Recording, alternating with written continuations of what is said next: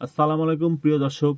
আবার একটা সংবাদ নিয়ে চলে আসলাম আপনাদের সামনে। এটা আজকে বিবিসি নিউজ বাংলার খুবই গুরুত্বপূর্ণ একটি নিউজ, যেটা আমাদের চোখের সামনে আসলো।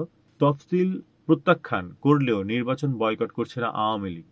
অত্যন্ত গুরুত্বপূর্ণ নিউজ, যেটা বিবিসি প্রকাশ করেছে। আমি নিউজটা একটু পড়ছি, আপনারা শুনুন। বাংলাদেশে সদ্য ঘোষিত নির্বাচনী তফসিল প্রত্যাখ্যান করার ঘোষণা দিয়েছেন ক্ষমতাচ্যুত এবং দেশটির কার্যক্রম নিষিদ্ধ থাকা আওয়ামী লীগ।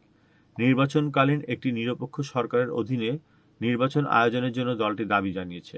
আওয়ামী লীগের একটি বিবৃতিতে বলা হয়েছে, দেশের জনগণের বৃহত্তম অংশের প্রতিনিধিত্বকারীদের বাইরে রেখে ঘোষিত নির্বাচিত তফসিল বাংলাদেশ আওয়ামী লীগ প্রত্যাখ্যান করেছে। ফেব্রুয়ারি মাসে নির্বাচনকে একটি অসাংবিধানিক সরকারের অধীনে অবৈধ নির্বাচন বলে মন্তব্য করেছেন ভারতের অবস্থানরত দলটির নেতারা।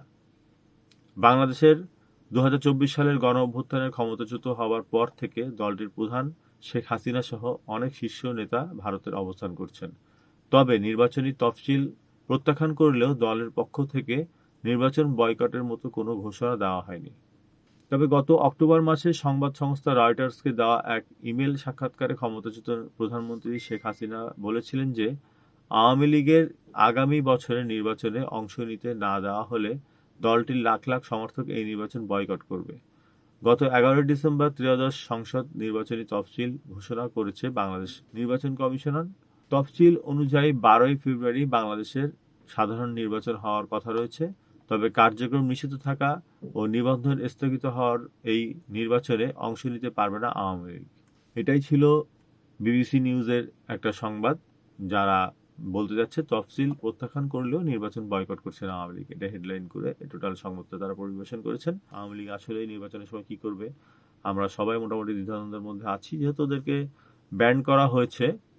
আর দেশে সত্যি কথা বলতে আওয়ামী লীগের অনেক বড় শ্রেণীর একটা ভোটারও আছে, তারাও ডিসিশন নিতে পারছে না কি করবে না করবে।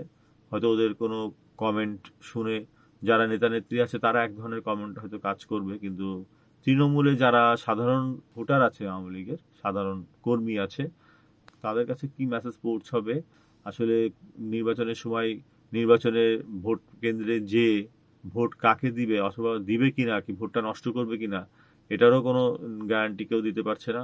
খুব প্রেসার দিলে হয়তো তারা কেন্দ্রে যাবে। তারা যেহেতু এখন এমনি কোণঠাসা হয়ে আছে, তাদেরকে যদি খুব বেশি প্রেসার দেওয়া হয় হয়তো যাবে ভোট কেন্দ্রে।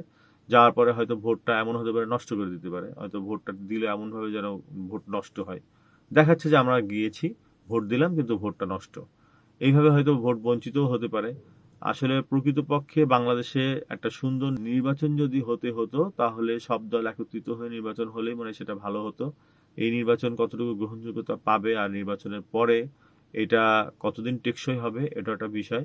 কারণ ক্ষমতাচ্যুত আওয়ামী লীগকে বাদ দিয়ে নির্বাচন হওয়ার পরে যদি একটা দল ক্ষমতায় আসেও, সেটা কতদিন টিকে থাকতে পারবে, পরবর্তীতে আওয়ামী লীগের কর্মীদের আবার আন্দোলন গড়ে ওঠে কিনা, কিংবা দেশ চালানোর প্রতিবন্ধকতা তৈরি হয় কিনা, এটাও ভেবে দেখবার বিষয়। যাই হোক দর্শক, আমার জানা মতে যতটুকু তথ্য ছিল আমি শেয়ার করলাম। আপনারা আমাদের কমেন্ট বক্সে লিখতে পারেন আপনার মন্তব্য, আর কি ধরনের ভিডিও আপনারা আমার কাছে দেখতে চান সেটাও লিখতে পারেন। আমি আশা করি আপনাদের সামনে সে ধরনের ভিডিও উপস্থাপন করব।